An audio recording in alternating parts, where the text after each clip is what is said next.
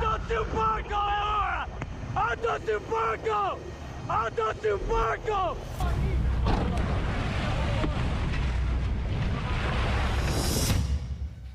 The ocean has always held mysteries, lost ships, hidden treasures, and now something far darker. Beneath the waves, there's a silent war happening not between countries, but between drug cartels and the world's navies.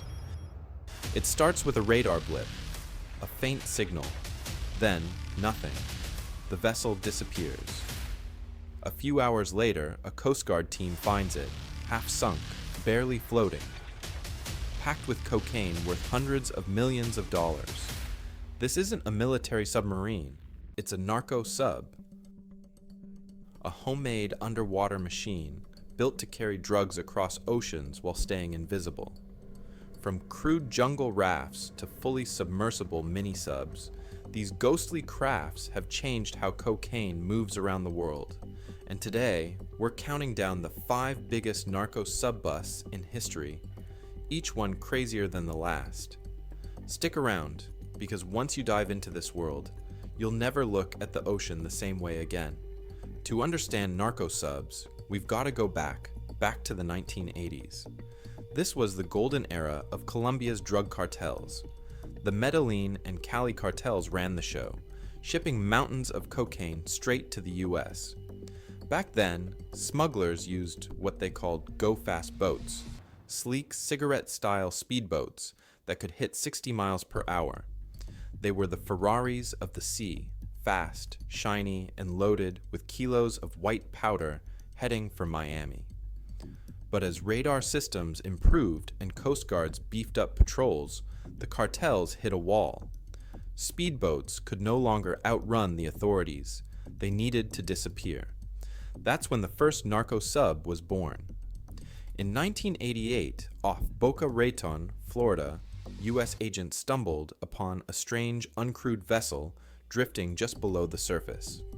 It was crude, small, and built by hand, but it carried cocaine, and more importantly, it carried a new idea: stealth. This was the start of a new chapter in smuggling. Instead of racing above the water, the cartels would now hide beneath it.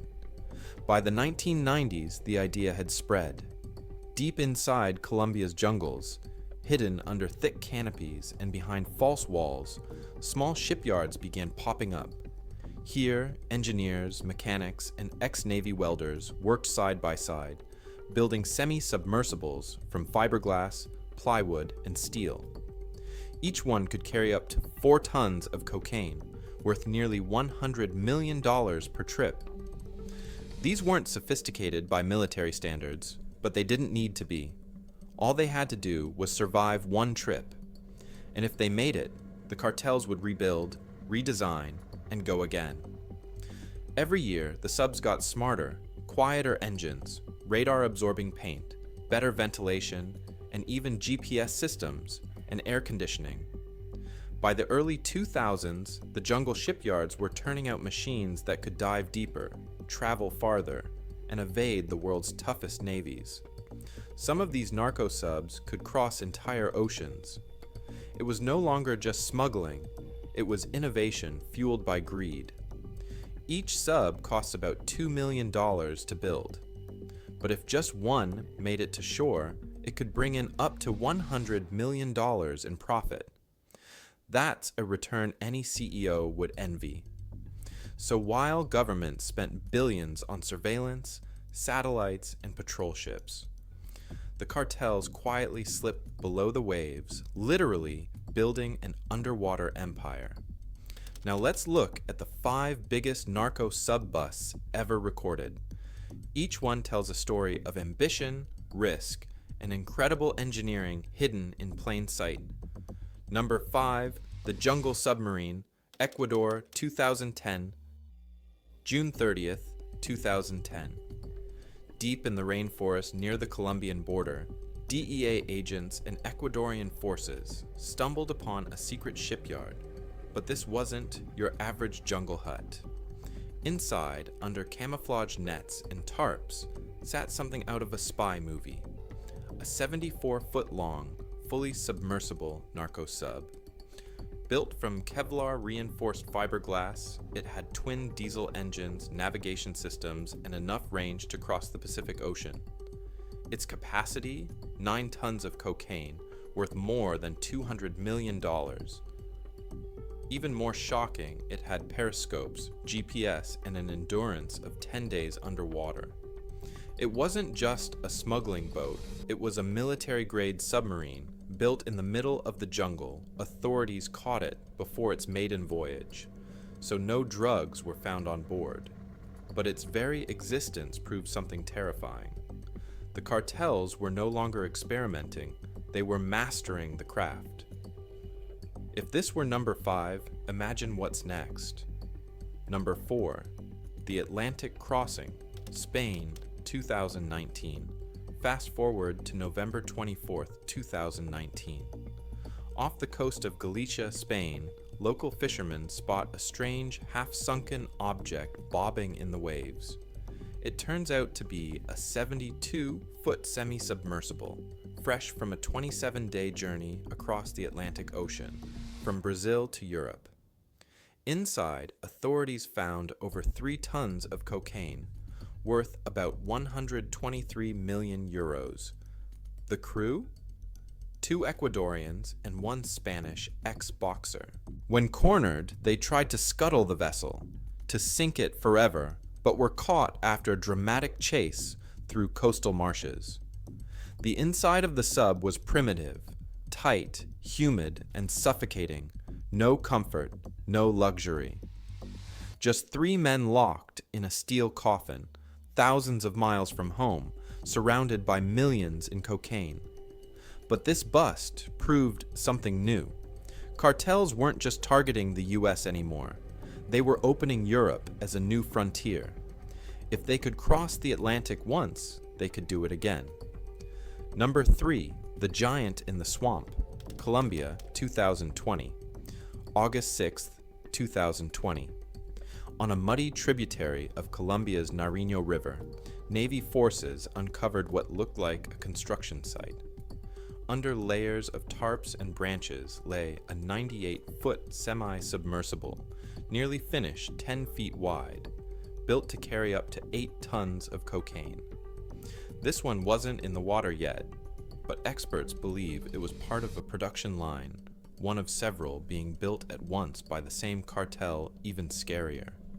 Its design matched the one from the Spain bust a year earlier. That means these weren't random builds. They were mass-produced. With its fuel range and structure, this sub could have reached Australia or New Zealand. The global dream of the cartels was expanding, and the ocean was their highway. No drugs were seized, and no arrests were made. The sub was destroyed on site, but the message was loud and clear. The cartel navy was real. Number 2, the monster of the Pacific, Colombia, 2023. May 12th, 2023. A Colombian Navy patrol spots a faint disturbance in the water, a ripple, just barely visible. Moments later, sonar picks up movement. What they find changes the record books. A 100-foot-long semi-submersible, the largest ever captured in Colombia's waters since 1993. On board, 3 tons of cocaine, worth around $100 million. 3 crew members were arrested. This vessel wasn't fully submerged. It skimmed just below the surface, nearly invisible to radar inside. It was pure function. Fuel tanks, drug compartments, and oxygen pipes. Every inch had a purpose. The bus sent shockwaves through the global anti-narcotics community. It wasn't just another seizure. It was proof that cartels were scaling up, betting everything on bigger, bolder subs. Number 1, the Colossus, Colombia, 2000. Now we go back in time to the year 2000.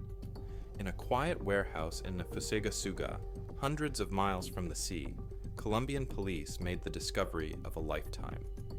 Hidden behind fake walls was a 120-foot fully submersible narco sub, larger than many naval patrol submarines. this machine could carry 15 to 20 tons of cocaine, enough to supply entire countries. It had navigation systems, periscopes, and reinforced hulls, and was nearly complete when authorities found it. No drugs were on board, but the blueprints alone cost millions. Experts believe it was financed by the Sinaloa cartel, built to make the ultimate delivery across the ocean. This wasn't just a submarine, it was a symbol of how far cartels were willing to go, how deep they'd dive, and how much money they'd risk to stay ahead. And to this day, it remains the largest narco sub ever discovered. From speedboats in the 1980s to Kevlar submarines in the 2000s, the story of narco subs isn't just about drugs. It's about innovation driven by desperation. It's about how far human ingenuity can go when fueled by greed, and how slow the world is to catch up. For every narco sub caught, experts say, dozens more are out there, sliding quietly beneath the waves, carrying billions in cocaine across borders. The ocean hides many secrets. Some are lost relics, some are monsters of legend, and some, like these narco subs, are all too real. They show us that the drug trade isn't just about gangs or cities, it's an entire global network adapting faster than the systems built to stop it. But there's one thing that never changes, no matter how deep they dive, how far they go, or how silent they become. Someone's always watching. So next time you see the calm waves of the sea, remember, beneath that silence, something might be moving. Which of these busts shocked you the most? Drop your thoughts in the comments below and tell us what other cartel stories you want to see next. If this deep dive into the hidden world of narco subs blew your mind, hit the like button, subscribe, and ring the bell, because we're just getting started. Until next time, keep your eyes on the water and stay curious.